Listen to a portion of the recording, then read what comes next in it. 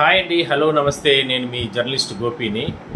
అయితే ఇవాళ ఉదయం నుంచి కూడా అంటే లిక్కర్ కేసుకి సంబంధించి సిట్ అధికారులు తిరుపతిలోని తుమ్మలకుంట అంటే చెవిరెడ్డి భాస్కర్ రెడ్డి గారి ఇంట్లో విస్తృతంగా సోదాలు నిర్వహించడం జరిగింది. నిన్న ఈ కేసుకి సంబంధించి నిన్న చిత్తూరులో కూడా అప్పట్లో విజయానంద రెడ్డి అంటే వైసీపీకి సంబంధించి ప్రస్తుత ఇన్ఛార్జిగా ఉన్నారు. ఆయన అప్పట్లో జగన్ గారికి అత్యంత సన్నిహితుడు. మరి ఆయనకి సంబంధించి కూడా ఆయన ఇళ్లలో అదేవిధంగానే ఆయన కార్యాలయాల్లో కూడా సోదాలు నిర్వహించినటువంటి సిట్ అధికారులు నిన్న నేరుగా అక్కడి నుంచి కూడా చెవిరెడ్డి భాస్కర్ రెడ్డి ఇంటికి చేరుకుని అక్కడ విచారించేందుకు సిద్ధమవడం జరిగింది. అయితే ఆ సందర్భంలో వాళ్ళు అంటే కుటుంబ సభ్యులు ఎవరైతే మోహిత్ రెడ్డి గారు కానీ లేదంటే వాళ్ళందరూ కూడా కుటుంబ సభ్యులు బయట ఉన్న నేపథ్యంలో ఇంటికి తాళాలు వేస్తున్నారు. అందువల్ల సిట్ అధికారులు అక్కడి నుంచి కూడా వెళ్ళిపోవడం జరిగింది. అయితే ఇవాళ ఉదయం నుంచి అంటే వాళ్ళకి సమాచారం ఇచ్చిన తర్వాత మోహిత్ రెడ్డి వాళ్ళ కుటుంబ సభ్యులు వాళ్ళందరూ కూడా ఇంటికి చేరుకున్న తర్వాత ఇవాళ ఉదయం నుంచి కూడా సుదీర్ఘంగా చెవిరెడ్డి భాస్కర్ రెడ్డి ఇంటికి సంబంధించి ఇంట్లో మొత్తం కూడా సోదాలు నిర్వహించారు. మొత్తం డాక్యుమెంట్స్ అన్నింటినీ కూడా పరిశీలన చేయడం జరిగింది.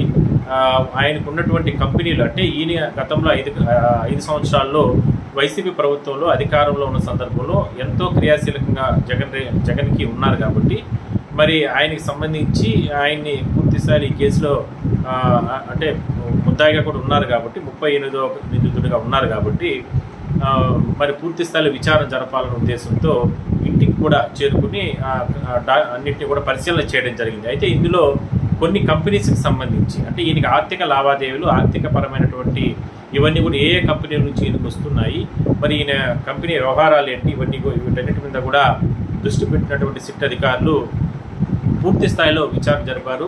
ఏదో కొన్ని డాక్యుమెంట్స్ కూడా ఏదో తీసుకెళ్ళినట్టు స్వాధీనం చేసుకుంటూ తెలుస్తూ ఉంది. ఉదయం నుంచి కాసేపటి క్రితం సాయంత్రం వరకు కూడా పూర్తి స్థాయిలో విచారణ జరిపినటువంటి సోదాలు తనిఖీలు చేసినటువంటి సిట్ అధికారులు కొన్ని విలువైనటువంటి డాక్యుమెంట్స్ కూడా తీసుకెళ్ళినట్లు తెలుస్తూ ఉంది. అయితే ఇదే సందర్భంలోనే విచారణకు సంబంధించిన అధికారులందరూ కూడా అధికారులకు సహకరించాలంటూ కూడా వాళ్ళు చెప్పి వెళ్ళరు. అదేవిధంగానే మోహిత్ రెడ్డి గారు కూడా మాట్లాడుతూ మేము అంటే విచారణ అధికారులకు సిట్ అధికారులకు అసలు ఈ కేసే ఫాల్స్, బట్ సరే ఓకే రైట్, మేము న్యాయస్థానంలో దీన్ని ఫైట్ చేస్తున్నాం. ఆల్రెడీ తమ నాన్నగారు చెవిరెడ్డి భాస్కర్ రెడ్డి గారు అరెస్ట్ అయ్యారు కాబట్టి ఆ బెయిల్ ఉన్నటువంటి నేపథ్యంలో వాటి కోసం మేము విజయవాడ వెళ్ళడం జరిగింది. కాబట్టి ఈరోజు అధికారులు కూడా మేము సహకరించాము, ఎక్కడా కూడా వాళ్ళు ఇబ్బందులు గురి చేయలేదు. వాళ్ళు సమాచారం ఇచ్చిన వెంటనే నేరుగా వచ్చి ఇల్లు ఓపెన్ చేసి వాళ్ళకందరికీ కూడా సహకరించామంటూ కూడా ఆయన కూడా మీడియాతో చెప్పడం జరిగింది. వాళ్ళు ఏ సందర్భంలో విచారణ అధికారులు తమను విచారణ కోరినా వాళ్ళకందరికీ సహకరిస్తాం, బట్ మాకు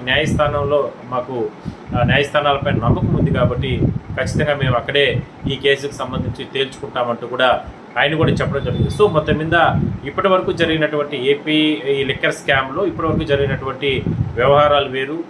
నిన్నటి నుంచి గత 2 రోజుల నుంచి, ఎందుకంటే ఆ మధ్య కాలంలో పుత్తూరు వద్ద అప్పట్లో అంటే పుత్తూరు వద్ద వైసీపీకి సంబంధించి ఆయన మాజీ డిప్యూటీ సీఎం నారాయణ స్వామిని విచారించారు సిట్ అధికారులు. ఆ సందర్భంగా కూడా పెద్ద ఎత్తున ఆరోపణలు రావడం జరిగింది. మరి కాసేపట్లో నారాయణ స్వామిని అరెస్ట్ చేస్తారని, లేదంటే ఇవాళ అరెస్ట్ చేస్తారు, ఇవాళ లిఫ్ట్ చేస్తారని రకరకాల కామెంట్స్ వచ్చిన నేపథ్యంలో అవన్నీ కూడా పక్కన పెట్టేసి విచారణ అధికారులకు వాళ్ళందరూ కూడా సహకరించారు కాబట్టి వాళ్ళు ఆ సందర్భంగా విచారణ అధికారులు అక్కడి నుంచి కూడా వెళ్ళిపోవడం జరిగింది. అదే రిపీట్ అయింది ఇక్కడ కూడా. తుమ్మలగుంటకు వచ్చి ఇక్కడ చెవిరెడ్డి భాస్కర్ రెడ్డి సంబంధించి ఇళ్లలో సోదాలు చేసినటువంటి విచారణ అధికారులకి వీళ్ళందరూ కూడా సహకరించినటువంటి నేపథ్యంలో వాళ్ళు సమాచారం తీసుకొని ఇక్కడి నుంచి కూడా వెళ్ళిపోవడం జరిగింది. సో మొత్తం మీద లిక్కర్ స్కామ్లో ఇప్పటికే చెవిరెడ్డి భాస్కర్ రెడ్డి గారిని 38వ నిందితుడిగా ఛార్జ్ షీట్లో వేయడం జరిగింది, అంటే ఎఫ్ఐఆర్లో నమోదు చేయడం జరిగింది. కాబట్టి ఈ కేసు చాలా తీవ్రంగా తీసుకెళ్తుంది సిట్ యంత్రాంగం.